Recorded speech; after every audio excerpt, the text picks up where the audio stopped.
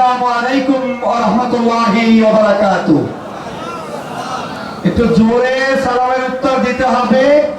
আমি আপনাদের এলাকার কোনো সন্তান না, অনেক দূরের। আপনারা যারা মিডিয়ায় আমাকে দেখেছেন বিভিন্ন টক শোতে, কারা কারা আছেন একটু হাত তোলেন তো দেখি। নারায়ে তাকবীর, হাত নামান। আপনাদের এতগুলো মানুষ আমাকে মিডিয়ায় দেখেছেন, আজকের সরাসরি আপনাদের সামনে উপস্থিত হয়েছি। সংক্ষিপ্ত 5-7 মিনিটের বক্তব্য দেওয়ার চেষ্টা করব। আপনারা আমার সাথে প্রাণবন্ত জবাব দেওয়ার জন্য প্রস্তুত আছেন ইনশাআল্লাহ?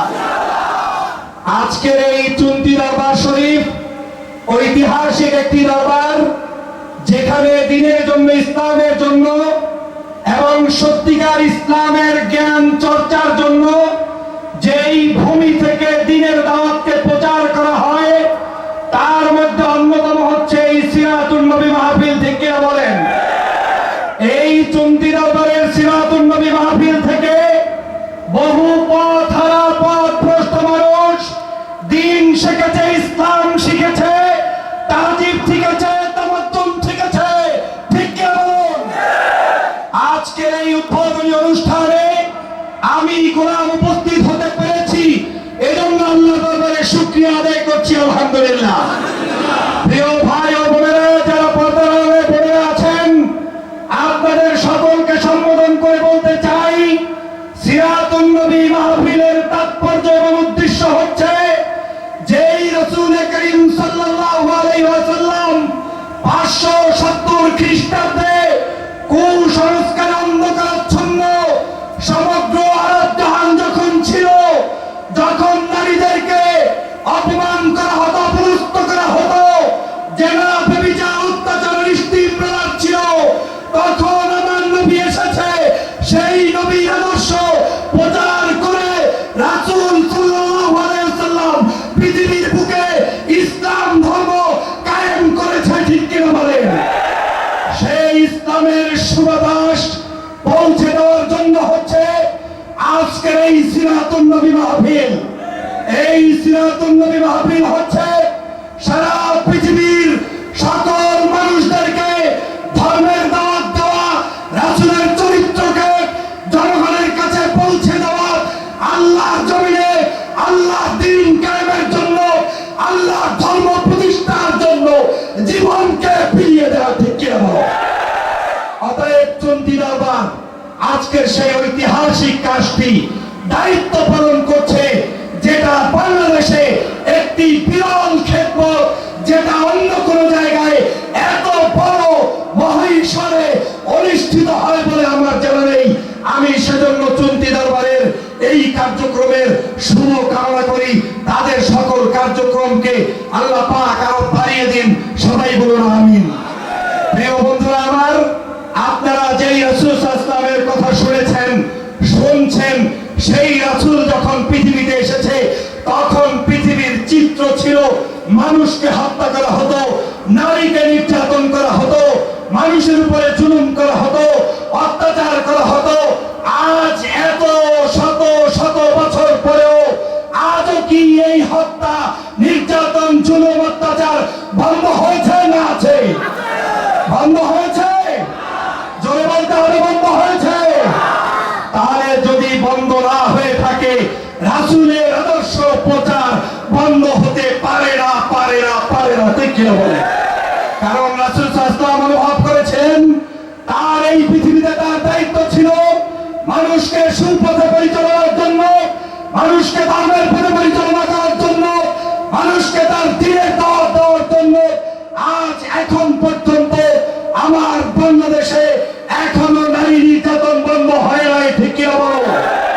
এখনো ধর্ষণ বন্ধ হয় নাই, এখনো হত্যা বন্ধ হয় নাই, এখনো তাফসীর মাহফিলের উপরে 144 ধারা জারি করা হয়। ঠিক কিনা বলো?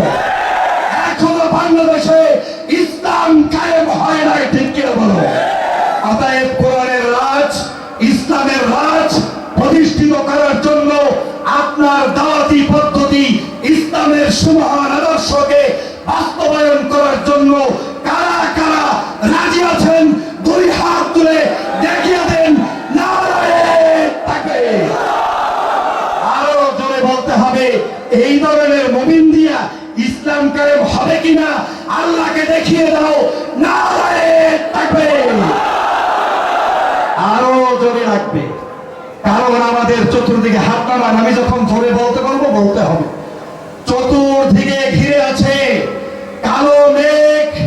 সমগ্র জায়গায় ধর্মতান্ত্রিক ব্যবস্থার উপরে আঘাত করা হচ্ছে, শিক্ষা ব্যবস্থার উপরে আঘাত করা হচ্ছে, ধর্মের উপরে আঘাত করা হচ্ছে, আলেমের উপরে আঘাত করা হচ্ছে, ইসলামী রাজনীতি নিষিদ্ধের জন্য আঘাত করা হচ্ছে। যদি সেই আঘাত ঠেকাতে হয় একজন মুসলমান বসে থাকবেন না। আমি যখন তাকবীর দিব দাঁড়িয়ে আল্লাহু আকবার বলতে হবে। সবাই দাঁড়িয়ে যাও। নারায়ে তাকবীর, নারায়ে তাকবীর। ইসলাম ইসলাম, কালেমা গো মুসলমান, এক হও এক হও। কালেমা গো মুসলমান। কেউ বসবেন না। সর্বশেষ প্র্যাকটিস আল্লাহর কাছে আপনার মিছিল পৌঁছে দেওয়ার মাধ্যমে একটা ইবাদত কবুল হলো আমার আপনার জান্নাতের গ্যারান্টি হয়ে যেতে পারেন। ঠিক কিনা বলেন? অতএব এই চুন্তির ময়দান কোন তাবেদার শক্তির কাছে মাথা নত করে না। এই চুন্তি দরবার কোন শাসক গোষ্ঠীকে ভয় পায় না।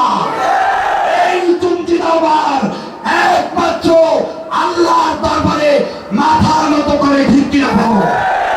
অতএব সর্বশেষ স্লোগান, এই স্লোগান দিয়ে সকল পরাজিত শক্তিকে শিক্ষা দিতে হবে, জবাব দিতে হবে।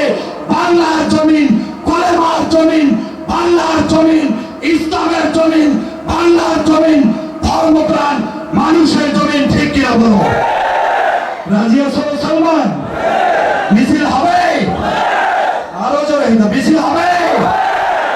লিল্লাহি তাকবীর, লিল্লাহি তাকবীর। সবাই বসে বলুন।